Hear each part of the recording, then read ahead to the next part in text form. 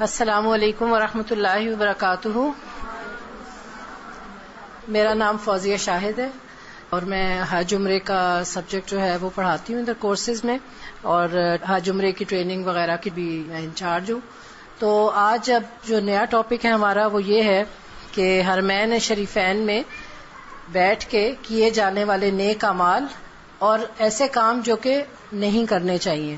تو آپ لوگ جب اپنی ورکشاپ کریں، ٹریننگ کریں، تو اس میں لوگوں کو آپ یہ بتائیں کہ وہ جس مبارک سفر پہ جا رہے ہیں اس میں 5 دن تو حج کے جو ہیں وہ منا، عرفات، مزدلفہ وغیرہ میں گزریں گے، لیکن اس کے بعد آگے پیچھے دن جو ہیں وہ مسجد الحرام اور مسجد نبوی میں گزارنے ہیں. اور یہ سفر ایک طرح سے ایسا سفر ہے جس میں وہ والی بات آ جاتی ہے کہ فمن ثقلت موازینہ، جس کے اعمال نامے بھاری ہو جائیں. تو جب وہ دونوں مسجدوں میں بیٹھیں تو ایسے کام کریں زیادہ سے زیادہ جس سے ان کے موازین بھاری ہوں، نہ کہ ایسی غلطیاں کریں کہ جو انہوں نے نیکیاں کمائی ہیں وہی ان کی نیگیٹو مارکنگ شروع ہو جائے. آپ صلی اللہ علیہ وسلم نے فرمایا کہ 3 مساجد کی طرف سفر کرنا باعث اجر اور ثواب ہے. اسی طرح آپ سب نے یہ بھی پڑھ رکھا ہوگا کہ مسجد الحرام میں ایک نماز کا اجر جو ہے وہ 1,00,000 گنا ہو جاتا ہے، اور مسجد نبوی میں 1,000 گنا ایک نماز کا اجر ہو جاتا ہے.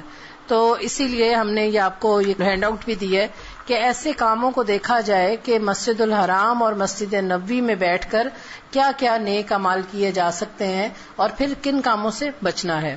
تو سب سے پہلے آپ دیکھیں کہ نماز کے لیے مسجد کی طرف آتے ہوئے صاف ستھرا اور ساتر لباس جو ہے وہ پہننا چاہیے. یہ لوگوں کو بتانے کی بات ہے.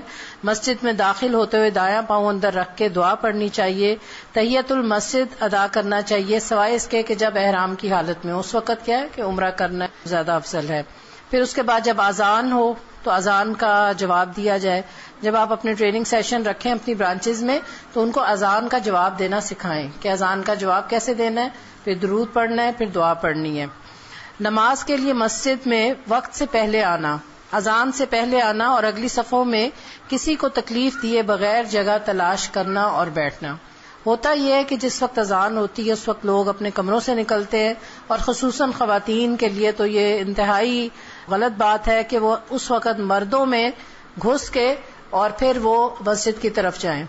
دیکھیں جو مسجد الحرام ہے اور جو طواف کی جگہ ہے وہاں اور بات ہے، اس کے باہر کیا ہے، سب بازار ہیں. ہوٹلوں کے آگے اور ہوٹلوں کے نیچے سب بازار ہیں. وہاں راستوں میں خواتین مردوں میں گھس کے اندر آتی ہیں تو وہ انتہائی غلط بات ہے اور اپنے اعمال کو ضائع کرنے والی بات ہے. آپ سب جانتے ہیں کہ خواتین پر یہ فرض نہیں ہے کہ وہ مسجد میں جا کے نماز پڑھے، لیکن اگر اس صورت پہ وہ جائے گی مسجد کی طرف، یہ آج بار بار آپ لوگوں کو بتایا جا رہا ہے بار بار کہ یہ لوگوں کو اس چیز کی نصیحت کرنے کی ضرورت ہے جو لوگ حج پہ جا رہے ہیں. تو بہتر یہ ہے کہ دیکھا یہ گیا ہے کہ اذان سے آدھا گھنٹہ پہلے اتنا رش نہیں ہوتا.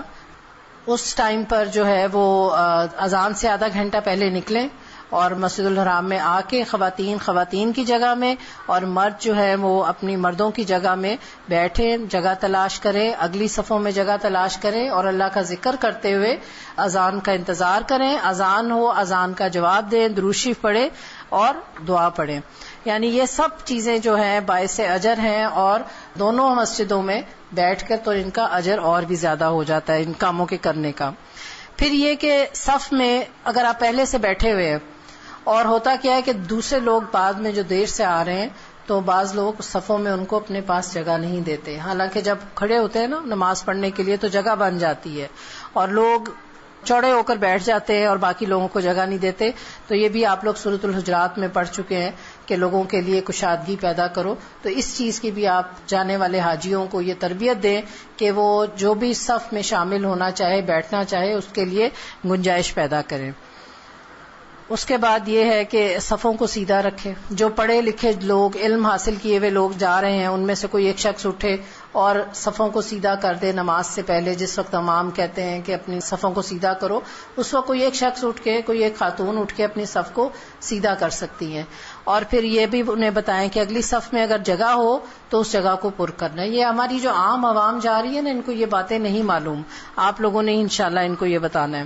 پھر یہ کہ جماعت سے نماز پڑھنا، یہ خواتین کو بالکل نہیں آتا، کیونکہ پاکستان میں اتنا موقع نہیں ملتا. تو جماعت سے نماز پڑھنا کم از کم اس کو ایک ڈیمو کروا دیں. جب آپ ٹریننگ کروائیں نا تو 3 لوگوں کو کھڑا کر دیں، انہیں بتائیں کہ کس طرح پاؤں سے پاؤں جوڑ کے، کندھے سے کندھے جوڑ کے صف میں نماز جو ہے وہ ادا کرنی ہے. پھر اسی طرح نماز جنازہ پڑھنا. نماز جنازہ کا اجر آپ ضرور بتائیں انہیں کہ نماز جنازہ پڑھنے کا کیا اجر ہے.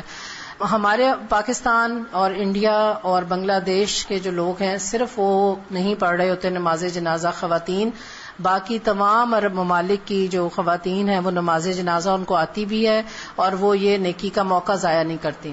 اس میں نماز جنازہ کا ظاہر آپ نے طریقہ بھی سکھانا ہوگا اور نماز جنازہ کا اجر بھی بتانا ہوگا. آپ سب جانتے ہیں کہ نماز جنازہ پڑھنے کا ثواب یہ ہے کہ ایک پہاڑ جتنا اجر ملتا ہے. ٹھیک ہے، تو یہ چیزیں آپ ان کو جب بتائیں گے، اس کا اجر بتائیں گے تو انشاءاللہ ان کو موٹیویشن ملے گی. پھر ساتھ ہی ساتھ آپ کو نماز جنازہ کا طریقہ بھی بتانا ہوگا. آپ کو آتا ہے نماز جنازہ کا طریقہ؟ چلے میں بتاتی ہوں.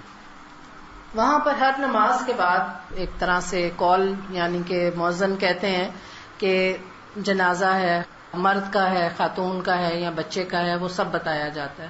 اور وہ جیسے استاذہ نے بتایا کہ بس اتنا سا وقفہ ہوتا ہے کہ بیچ میں آپ 2 سنت پڑھیں تو اس کے بعد مؤذن پکارتا ہے. تو اس میں کرنا یہ ہے کہ کھڑے کھڑے ہی امام صاحب جب اللہ اکبر کہتے ہیں تو سب اللہ اکبر کرنا ہے اور پہلی رکعت میں جو ہے سورۃ الفاتحہ جو ہے پڑھنی ہے، نہ رکوع ہے نہ سجدہ ہے. پھر اس کے بعد دوبارہ اللہ اکبر ہوگا، تکبیر ہوگی، پھر اللہ اکبر کہنا ہے اور پھر درود شریف پڑھنا ہے. پھر اس کے بعد تیسری دفعہ اللہ اکبر ہوگا کہ وہ کرنا ہے اور رفع یدین کر کے، اور پھر اس کے بعد مغفرت کی دعا جو ہے وہ آپ نے لوگوں کو بتانا ہے کہ وہ پڑھنی ہے. اور پھر ایک مرتبہ ایک جگہ سلام ہوتا ہے اور اس طرف سلام ایک طرف ہی پھر چوتھی تکبیر کے بعد ایک طرف سلام پڑھنا ہے. دوسرے تکبیر کے بعد جو ہے درود شریف پڑھنا ہے. ثنا پڑھ بھی سکتے ہیں اور نہ بھی پڑھیں تو کوئی نہیں.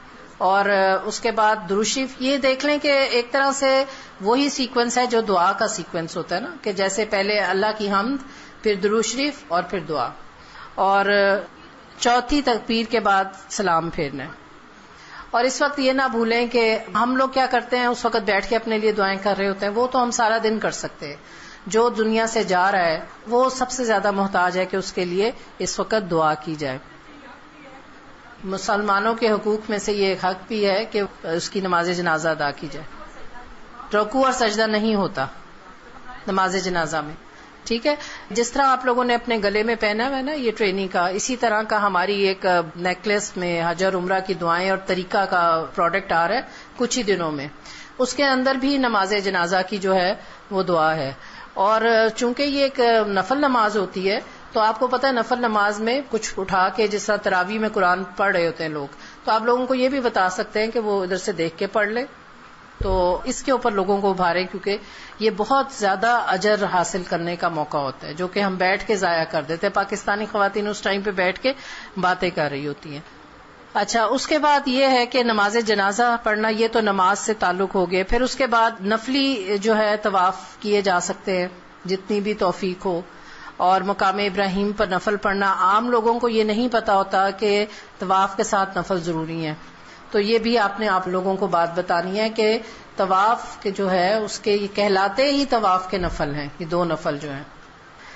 اور ان نفلوں میں سورۃ الکافرون پہلی رکعت میں، سورۃ الاخلاص دوسری رکعت میں. پھر اسی طرح یہ کہ تھوڑی سی ٹائم مینجمنٹ آپ لوگوں کو بتائیں، اور یہ بھی بتائیں کہ دیکھیں ہم اپنے کمروں میں، آرام دہ کمروں میں، ہم اپنے آرام دہ گھروں میں ساری زندگی رہتے ہیں. یہ سفر ہم حج کا فرض پورا کرنے کے لیے اور نیکیاں کمانے کے لیے یہ کرتے ہیں. تو کوشش کریں کہ زیادہ سے زیادہ وقت اپنا مسجد الحرام میں گزاریں. اس کے لیے تھوڑی سی آپ ان کو ٹائم مینجمنٹ بتا دیں کہ مثلا یہ ہے کہ فجر کی نماز پڑھی، اس کے بعد عشاء کی نماز پڑھ کے اور کمرے میں جا کے آرام کریں. ظہر سے پہلے آ جائیں آرام کر کے، اور ظہر بھی وہاں پہ پڑھے اور عصر بھی وہیں پر پڑھے اور اس کے درمیان جو ہے اپنی عبادات جو ہے وہ کر سکے. اور اسی طرح کچھ گھنٹے کے اعتکاف کی بھی نیت کر سکتے ہیں کہ یہ خاموشی اختیار کر کے اور اپنی عبادات جو ہے وہ کرتے رہیں. پھر وہ عبادات کیا ہیں؟ قرآن مجید کی تلاوت کرنا، قرآن مجید کا ترجمہ پڑھنا. جن لوگوں کو ادھر موقع نہیں ملتا وہاں ریکس پہ قرآن کی تفسیر اردو کی بھی پڑھی ہوتی ہے، وہ بتائے ان کو کہ وہاں پہ پڑھی ہوتی ہیں، آپ وہ ترجمہ پڑھ سکتے ہیں. پھر اس کے بعد قرآنی اور مسنون دعاؤں کی کتابیں لے جائیں، وہ پڑھیں بھی قبولیت کے اوقات میں. قبولیت کے اوقات بھی انہیں بتائیں کہ کون کون سے قبولیت کے اوقات ہیں. مثلا اذان اور اقامت کے درمیان، ٹھیک ہے، جو قبولیت کے اوقات ہیں، جمعے کی گھڑی کا، عصر کے بعد کی گھڑی کا، یہ سب چیزیں بھی بتائیں انہیں.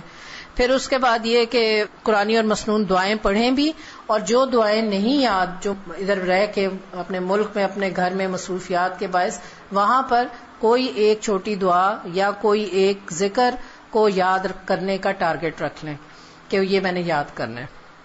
پھر اس کے ساتھ ساتھ جو عام لوگ ہوتے ہیں انہیں حفظ کی عادت نہیں ہوتی اور وہ نماز میں، فرض نمازوں میں بس چند صورتوں کی ریپیٹیشن رکھتے ہیں.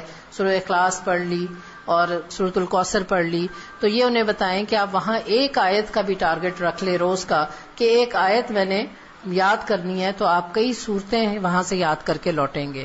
اور اس کا بھی بہت اجر ہے. آپ کو پتہ ہے نبی اکرم صلی اللہ علیہ وسلم کی مسجد میں بھی علم حاصل کرنا اور مسجد الحرام میں بھی علم حاصل کرنا اور دوسروں کو بھی جو دینا، علم دینا، اس کا بہت اجر اور ثواب ہے. اسی طرح اللہ تعالیٰ کا ذکر کریں، اور جب نماز پڑھ لیں، پھر نوافل پڑھ لیں، پھر اس کے بعد قرآن پڑھ لیں، پھر اب اگر تھوڑا تھک گئے ہیں تو لیٹ جائیں، تھوڑا سا اپنا بیگ سر کے نیچے رکھ کے اگر تھک گئے لیٹ جائیں. کیونکہ میں بتا رہی ہوں نا کہ ایسی ٹائم مینجمنٹ ہو کہ زیادہ سے زیادہ ٹائم ادھر گزرے، تو لیٹ کے پھر اللہ کا ذکر بھی کیا جا سکتا ہے. اور اس کے بعد خصوصاً فجر اور عصر کے بعد جو ہے اللہ تعالیٰ کا ذکر کرنا، اور صبح شام کی دعاؤں کا پڑھنا، ان کی دعاؤں کے کارڈز یہیں سے لے کے جانا، اس چیز کے بارے میں بھی لوگوں کو آپ بتائیں. پھر اس کے ساتھ ساتھ یہ ہے کہ پھر صدقہ آ جاتا ہے، مساکین پر صدقہ کرنا. بہت سارے لوگ وہاں پر ایسے آئے ہوتے ہیں جن کے پاس صرف ٹکٹ کے خرچہ تھا آزاد راہ میں سے، اور سڑکوں پر اور فٹ پاتھوں پر سو رہے ہوتے ہیں. تو ان لوگوں کو جو ہے ایک طرح سے مالی صدقہ بھی کیا جا سکتا ہے.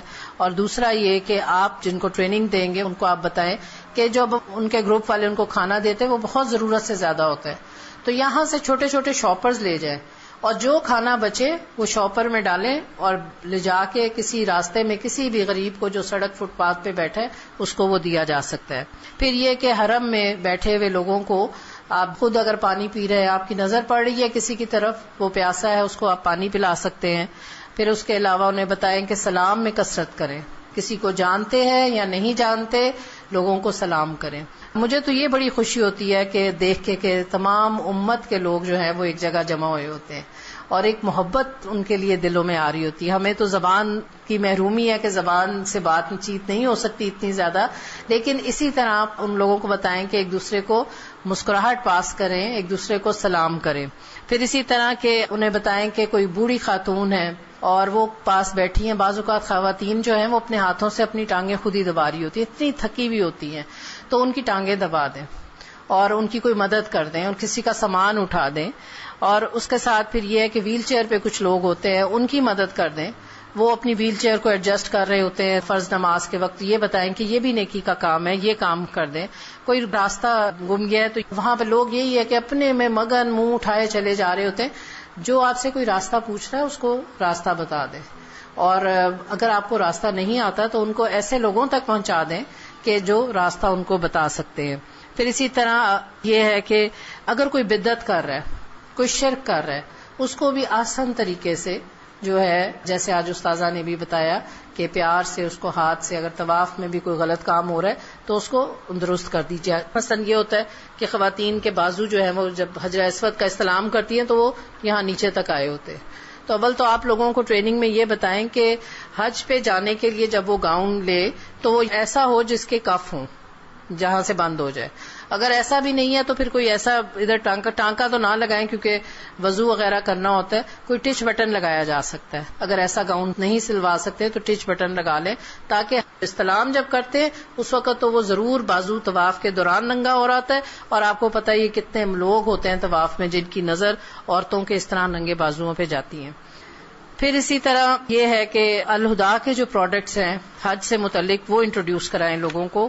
اور یہ بھی ایک صدقے میں آ جاتا ہے کہ عمرے کا حج کا صحیح طریقہ لوگوں کو پتہ چل جائے, کیا دعائیں پڑھنی ہیں وہ لوگوں کو پتہ چل جائے, اور اس کے لیے وہ ساتھ اپنے یہ چیزیں لے کے جا سکتے ہیں. اور آپ لوگوں کے لیے یہ ہے گائیڈنس کہ آپ لوگ جب ٹریننگ کریں تو یہاں سے حج کے پروڈکٹس کا اپنا ایک سٹال لگائیں اس میں ٹریننگ میں. اور آج یہ آپ کو جو سارے سیشنز بتائے گئے ہیں ضروری نہیں ہے کہ آپ ایک ہی دن میں لوگوں کو کرائیں. آپ اپنی برانچ میں اگر حج ٹریننگ رکھتے ہیں تو یہ سیشن آپ کم از کم 3 دن رکھیں حاجیوں کے لیے, ٹھیک ہے, جس میں ایک دن میں آپ روحانی تیاری بتا سکتے ہیں, پھر اس کے ساتھ عمرہ بتائیں, پھر مناسک, اور یہ سب چیزیں ایک دن میں نہ بتا دیں کیونکہ وہ پھر لوگ گریسپ نہیں کر سکتے, ٹھیک ہے نا. اچھا, یہ سارے پروڈکٹس دیکھیں اور یہ لے جائے. اور وہاں پہ میں دیکھتی ہوں وہاں پر خواتین جو ایسے ہی بیٹھی ہوتی ہیں, ٹائم ضائع کر رہی ہوتی ہیں, یہ وہاں پر لوگوں کو تقسیم کر دیا جائے. 15 روپے کی ہے یا اس طرح سے ہے, تو یہ بہترین صدقہ ہے کہ وہ دعائیں پڑھیں گی تو آپ کے لیے بھی پھر فرشتے دعا کریں گے. وَإِيَّاكَ نَسْتَعِينُ ہے, حج بیت اللہ ہے, یہ لوگوں کو انٹروڈیوس کروائیں. حج نبوی کا آنکھوں دیکھا حال ہے, افضل ایام میں افضل اعمال ہے, ٹھیک ہے.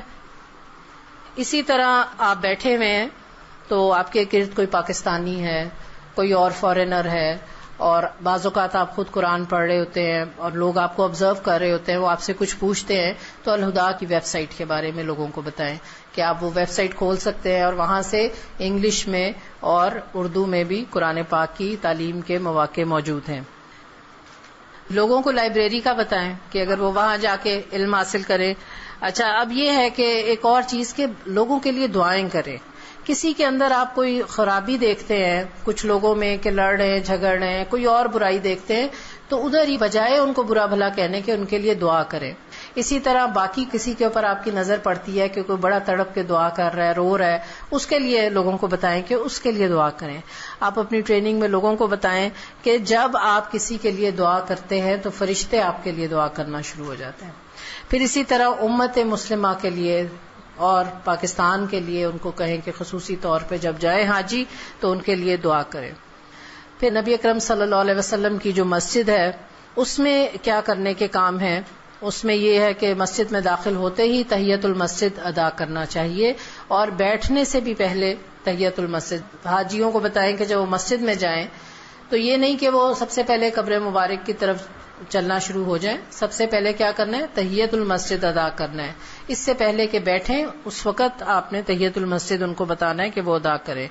پھر اس کے بعد جو زیارت کے اوقات ہیں وہ فجر کے بعد ہیں 7 بجے, ظہر کے بعد ہیں 1 بجے سے لے کے بس 2 بجے تک کا ٹائم ہوتا ہے, اور اس کے بعد پھر عشاء کے بعد ہے. اس ٹائم پہ انہوں نے یہ انتظام کیا ہوا ہے مسجد نبوی میں کہ تمام ممالک کے الگ الگ گروپ بن جاتے ہیں.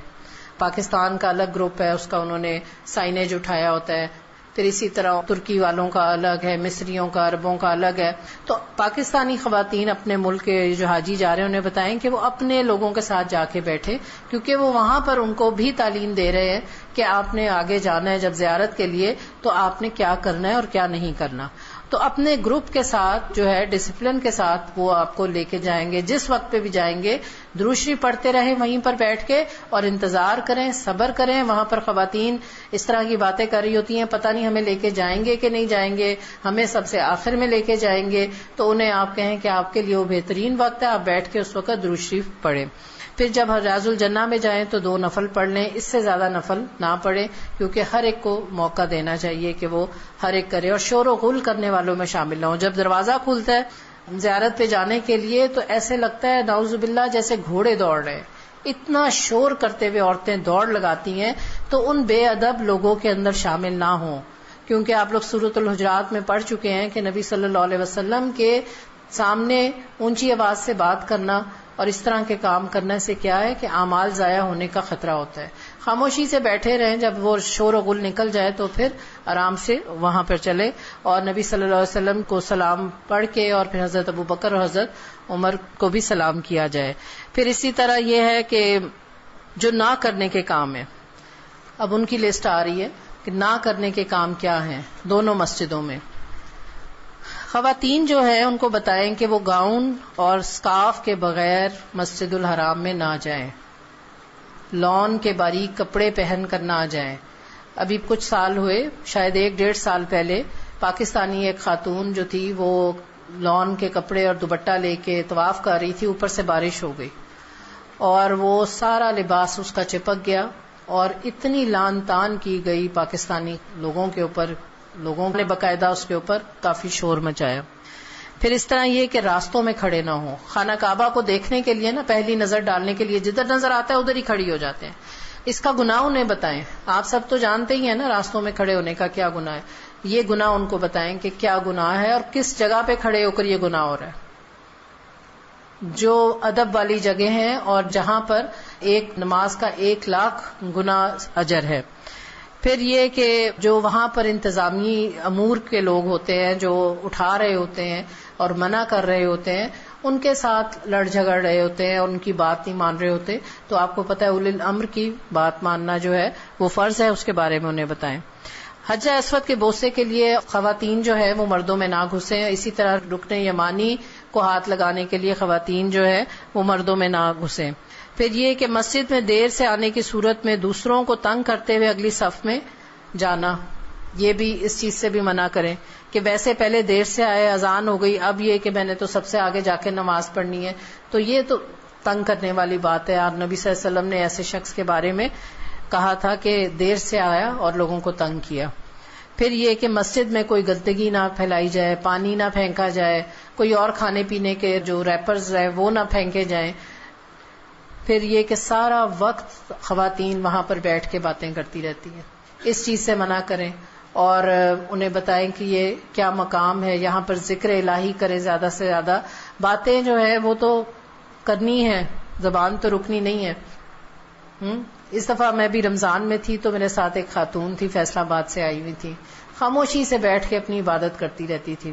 مجھے کہتی ہیں کہ آپ سے ایک مسئلہ پوچھنا ہے، میں نے کہا جی بتائیں۔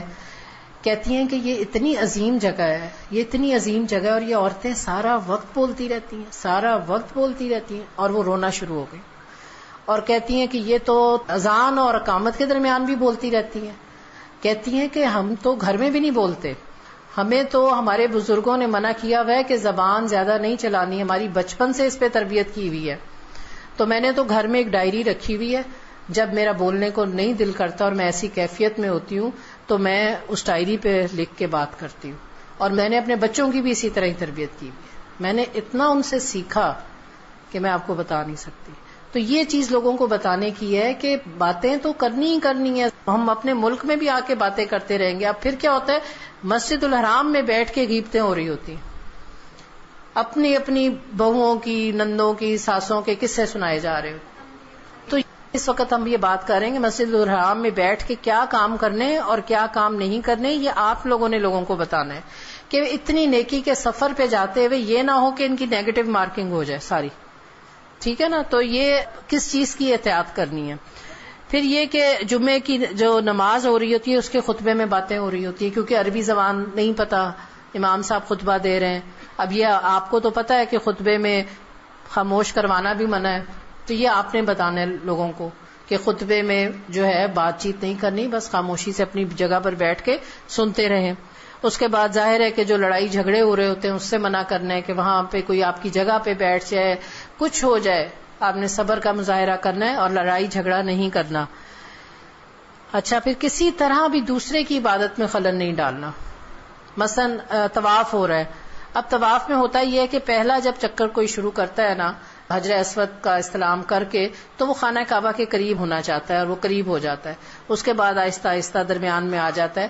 تو جو 7واں چکر ہے نا اس میں کوشش کریں، لوگوں کو بتائیں کہ وہ 7ویں چکر میں اپنے آپ کو باہر کی طرف لیتے آئے، اگر وہ اندر کی طرف سے باہر نکلیں گے طواف کرتے ہوئے تو کیا ہوگا، خود بھی ان کو ایک ہجوم کراس کرنا پڑے گا، اور دوسرے لوگ بھی اپنے رو میں جو چلے جا رہے ہوتے ہیں، طواف کر رہے ہوتے ہیں، وہ بھی بہت سخت تکلیف میں آ جاتے ہیں.